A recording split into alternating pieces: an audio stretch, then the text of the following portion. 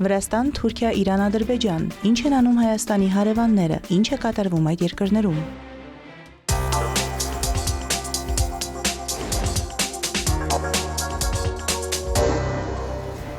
Իրաքի Բասրա նավահանգստի մոտ հարձակման ենթարկված լցանավերից մեկի վրա 23 վրացի նավաստի է եղել, բոլորը փրկվել են։ Զեֆիրոս եւ Safe Sea Vishnu նավթատարները հարձակման են ենթարկվել մարտի 12-ի գիշերը։ Զեֆիրոսը հունական սեփականություն է, նավարկում է Մալթայի դրոշի ներքո եւ ուղևորվում էր Իրաքի նավահանգիստ։ Safe Sea Vishnu-ն ամերիկյան սեփականություն է եւ ծածանում է Մարշալյան կղզիների դրոշը։ Նավն ուղևորվում էր Հնդկաստան։ Զեֆիրոսի վրա 23 վրացի քաղաքացի կար, որոնց թվում լցանավի կապիտանը։ Եթե Մերձավոր Արևելքում մարտական գործողությունները չլինեին, նա մարտի 10-ին կվերադառնար Վրաստան։ Իրաքի իշխանությունները հայտնել են, որ երկու նավի վրա հարձակումներից հետո 38 մարդ փրկվել է։ Ըստ լրատվամիջոցների հաղորդագրությունների զոհվել է Safe Sea Vishnu լցանավի անձնակազմի մի անդամ։ Safe Sea Vishnu-ն հարձակման է ենթարկվել հեռակառավարվող անօդաչու մոտորանավակով, ինչի հետևանքով խոշոր հրդեհ է առաջացել։ Բացի նավակներից օգտագործվել են նաև անօդաչու թռչող սարքեր։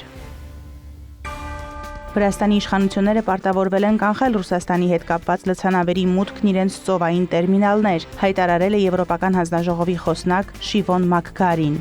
Եվրոպական պատժամիջոցների ռեժիմի խախտումներ են եղել, եւ Վրաստանի իշխանությունները պարտավորվել են դադարեցնել ստվերային նավատորմին պատկանող նավթատարների մուտքն իրենց նավահանգիստներ։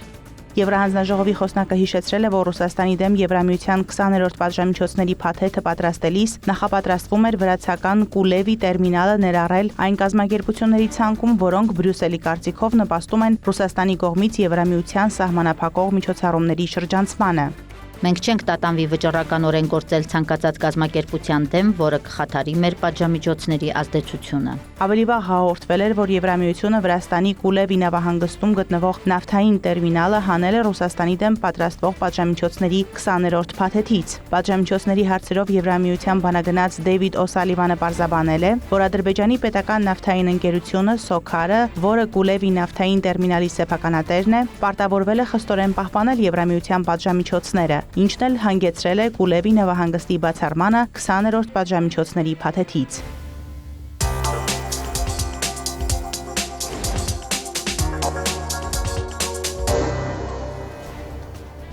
Թուրքիայի Ադանա նահանգում գիշերը հոպ ուժերը հրթիռ են վնասազերծել։ Թուրքական հյուրիեթի փոխանցմամբ Ադանայում գիշերը հնչել են հրթիռային տագնապի ազդանշաններ։ Այդ ընթացքում ոչնչացվել է ամենայն հավանականությամբ Իրանից արձակված հրթիռ։ Պաշտոնական հայտարարություններ դեպքի հետ կապված դեռ չկան։ Հիշեցնենք, որ Ադանայում է գտնվում Միացյալ Նահանգների ռազմաբազան։ Ավելի վաղ եւս երկու անգամ Թուրքիայի հարավ-արևմտյան հատվածում հրթիռներ են վնասազերծվել։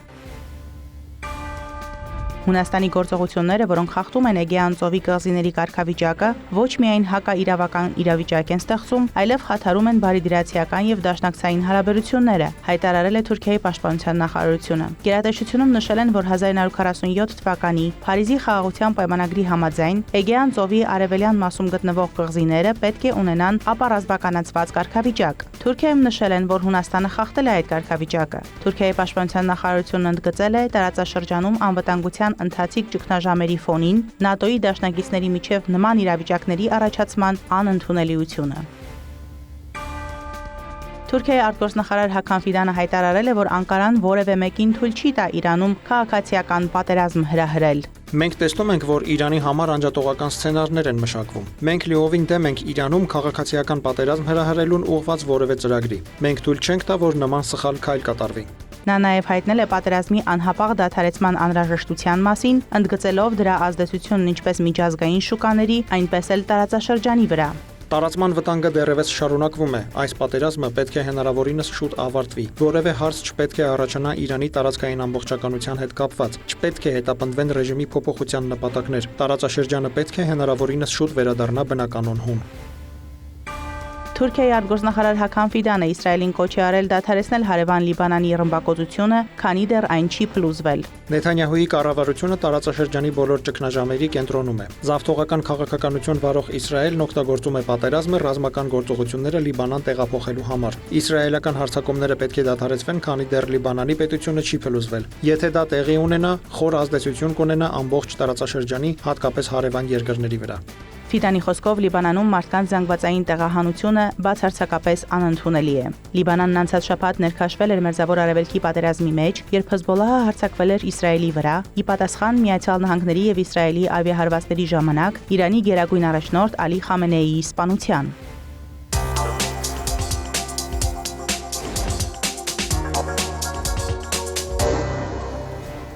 Իրանը գրքին ենթարկվել է հրթիռակոծության։ Թիրախում են հայտնվել Թեհրանը եւ Իսլամական Հանրապետության այլ բնակավայրեր։ Տեղեկություններ կան, որ Կարմիր մահիկի աշխատակիցներ են տուժել։ Միացյալ Նահանգների կենտրոնական հրամանատարությունը հայտնել է, որ պատերազմի մեկնարկից ի վեր Իրանում ոչնչացվել է մոտ 6000 թիրախ, խոցվել կամ վնասվել է ավելի քան 90 նավ, այդ թվում ռազմածովային։ Իրանն էլ հարվածել է հրեական պետության հյուսիսին։ Իսրայելական լրատվամիջոցների տվյալով տուժել է մոտ 60 մարդ։ Գրքին թիրախում են հայտնվել Սաուդյան Արաբիան, Արաբական Միացյալ Էմիրությունները։ Ըստ լրատվամիջոցների Դուբայում ֆինանսական կենտրոն է թիրախավորվել։ Իրաքում, Էրբիլի մոտակայքում էլ ԱԹՍ-ների հարձակման հետևանքով ֆրանսիացի զինվոր է զոհվել։ Էմանուել Մակրոնը հայտնել է, որ եւս մի քանի զինվորական վիրավորվել է։ Նրանք ներգրաված են եղել տարածաշրջանում ահաբեկչության դեմ պայքարին։ Մարտական գործողությունները շարունակվել են Լիբանանում։ Իսրայելից տեղեկացրել են Հեզբոլլահին պատկանող օբյեկտներ ոչնչացնելու մասին։ Միացյալ Նահանգների նախագահը հայտարարել է, որ Իրանի շուրջ իրավիճակը շատ արագ է զարգանում։ Ամեն ինչ շատ լավ է ընթանում, Թեհրանը շատ ծանր գին է վճարում։ Մենք ամբողջությամբ ոչնչացնում ենք նրանց ռեժիմը, ռազմական, տնտեսական եւ այլ առումներով։ Նրանք այլևս չունեն ծովային, օդային եւ այլ ուժեր, չունեն ղեկավարություն։ Մենք ռազմական անսահմանափակ պաշարներ ունենք։ Թեհրանից արձագանքել են Թրամփին։ Թրամփը հայտարարում է, որ արագ հաղթանակ է ցանկանում, չնայած պատերազմը սկսելը հեշտ է, այն չի կարելի հաղթել մի քանի թվիթով։ Մենք չենք զիջի, մինչև դուք չզղջաք այս լուրջ սխալի համար։ Իրանի դեմ Ամերիկա-իսրայելական հարվածների 13-րդ օրը երկրի նոր գերագույն առաջնորդ Մոջթաբա Խամենեին առաջին անգամ ուղերձով դիմել է ժողովրդին։ Նա բարձր է գնահատել Իրանի զինված ուժերի ջանքերը հայրենիքը պաշտպանելու գործում եւ խոստացել վրեժ լուծել բոլոր զոհերի, հատկապես Մինաբի դպրոցի վրա հարձակման հետևանքով զոհված 170 երեխայի համար։ Խամենեին նշել է, որ Պարսից ծոցի արաբական երկրների ուղղությամբ հարձակումները կշարունակվեն։ Նրա խոսքով տարածաշրջանում ամերիկյան ռազմակայանները կթիրախավորվեն։ Մոջթաբա Խամենեին նաեւ հայտարարել է, որ Իրանը պետք է շարունակի օգտագործել Հորմուզի նեղուցի փակման լծակները։ Երկրի նոր գերագույն առաջնորդի խոսքով Իրանը փոխհատուցում կպահանջի հարվածների հետևանքով հասցված վնասի համար։ Ավելի վաղ Իրանի արտգործնախարարությունը հաստատել էր լուրերը, որ Խամենեին վիրավորվել է։ Միացյալ Նահանգների նախագահ Դոնալդ Թրամփը հայտարարել է, որ թույլ չի տա, որ Իրանը միջուկային զենք ունենա։ Ամերիկայի Միացյալ Նահանգները աշխարհում նավթի խոշորագույն արտադրողն է, ուստի երբ նավթի գներն աճում են, մենք մեծ գումարներ ենք վաստակում։ Բայց որպես նախագահ ինձ համար շատ ավելի հետաքրքրություն եւ կարեւորություն է ներկայացնում Իրանի չար կայսրության միջուկային զենքի առաջացումը կանխելը, որը կարող է ոչնչացնել Մերձավոր Արևելքը եւ ըստ էության ամբողջ աշխարհը։ Ես երբեք դա թույլ չեմ տա։ Ավելի ուշ Միացյալ Նահանգների նախագահ Դոնալդ Թրամփը Truth Social սոցիալական ցանցում մեկ այլ հրապարակմամբ հայտարարել է, որ նպատակահարմար չի համարում Իրանի ֆուտբոլի ազգային հավաքականի մասնակցությունը գալիք աշխարհի առաջնությանը։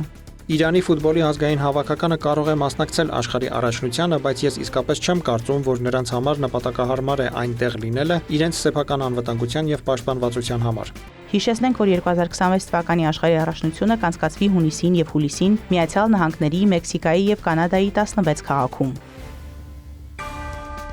Թեհրանը կհարվածի Մերձավոր Արևելքում գտնվող Միացյալ Նահանգների նավթագազային օբյեկտներին ի պատասխան իրանական էներգետիկ համակարգի վրա հարձակվելու ցանկացած փորձի, ասված է Խաթամ Ալ-Անբիա ռազմական հրամանատարության կենտրոնական շտաբի հայտարարության մեջ։ Մենք զգուշացնում ենք թշնամու կառավարությանը եւ նրա բոլոր դաշնակիցներին, որ Իրանի էներգետիկ ենթակառուցվածքների եւ նավահանգիստների վրա նույնիսկ ամենափոքր հարձակումը կհանգեցնի մեր ջախջախիչ եւ կործանարար պատասխանին։ Նման հարձակման դեպքում տարածաշրջանի բոլոր նավթագազային ենթակառուցվածքները, որոնք հետաքրքրություն են ներկայացնում Միացյալ Նահանգների եւ նրա արևմտյան դաշնակիցների համար, կայրվեն եւ կոչնչացվեն, հաղորդել է Իրանի պետական հերարձակողը։ Ավելի վաղ ժողովրդին ուղղված իր առաջին ուղերձում Իրանի նոր գերագույն առաջնորդ Մոջթաբա Խամենեին զգուշացրել էր, որ Իրանը վրեժ կլուծի Միացյալ Նահանգների եւ Իսրայելի կողմից հարվածների հետևանքով զոհերի համար։ Նա նաեւ պահանջել է փոխհատուցում Վաշինգտոնից եւ Թել Ավիվից հարձակումների հետևանքով պատճառված վնասի համար, նաեւ շեշտել, որ Հորմուզի նեղուցը պետք է փակ մնա։ Թեհրանը հակամարտության մեջ նեղուցը կօգտագործի որպես լծակ։ պահպանվում է Հորմուզի նեղուցի շուրջ լարվածությունը, ինչի հետևանքով համաշխարհային էներգակիրների շուկայում ճգնաժամային իրավիճակ է ստեղծվել։ Թեհրանն արձագանքել է լուրերին, որ իրանական կողմը ականապատել է Հորմուզի նեղուցը։ Իսլամական Հանրապետության փոխարտգործնախարար Մաջիդ Թախտ Ռավանչին հայտարարել է, որ այդ տեղեկությունը չի համապատասխանում իրականությանը։ Նրա խոսքով անգամ թույլ են տվել, որ որոշ երկրների նավեր հատեն նեղուցը։ Իսկ Միացյալ Նահանգների եւ Իսրայելի ագրեսիային միացած երկրների նավերի համար Հորմուզի նեղուցը փակ է մնալու, շեշտել է դիվանագետը։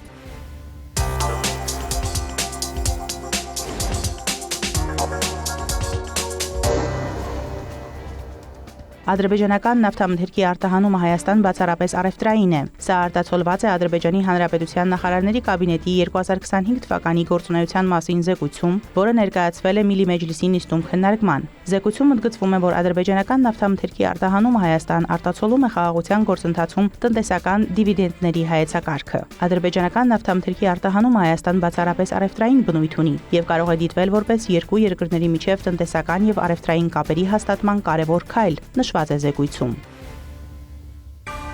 Տարածաշրջանում վերջին իրադարձությունները ցույց են տալիս, թե որքան արդարացված եւ անհրաժեշտ էր Ադրբեջանի ցամաքային սահմանները փակ պահելու որոշումը, հայտարարել է վարչապետ Ալի Ասադովը։ Նա նաեւ անդրադարձել է Նախիջևանի վրա անօդաչու թռչող սարքի հարձակմանը։ Ասադովը նաեւ հայտարարել է, որ Ադրբեջանում այս տարի կանցկացվեն մի քանի կարևոր միջազգային միջոցառումներ, այդ թվում ՄԱԿ-ի համաշխարհային քաղաքային զարգացման ֆորումի 13-րդ նստաշրջանը։ Նրա խոսքով այս հեղինակավոր միջոցառումը կդառնա համաշխարհային նշանակության հարթակ, քաղաքային զարգացման ժամանակակից մոտեցումների եւ միջազգային փորձի փոխանակման առումով։ Ասադովը ներկայացնելով Ադրբեջանի Հանրապետության կառավարության 2025 թվականի գործունեության մասին հաշվետվությունը, անդրադարձել է նաեւ TRIP-ին։ Նշվել է, որ 2025 թվականի օգոստոսի 8-ին Վաշինգտոնում Ադրբեջանի, Միացյալ Նահանգների եւ Հայաստանի ղեկավարների մասնակցությամբ կայացած գագաթնաժողովը նպաստել է Հարավային Կովկասում նոր աշխարհաքաղաքական իրականության ձևավորմանը եւ ստեղծել է կայուն խաղաղության եւ զարգացման բարենպաստ պայմաններ։ Վաշինգտոնի խաղաղության գագաթնաժողովի ամենակարևոր արդյունքներից մեկը նաեւ TRIP-ի հիմքերը դնելն էր։ Այս բազմամոդալ երթուղին կապահովի անխոչնդոտ կապ Ադրբեջանի հիմնական մասի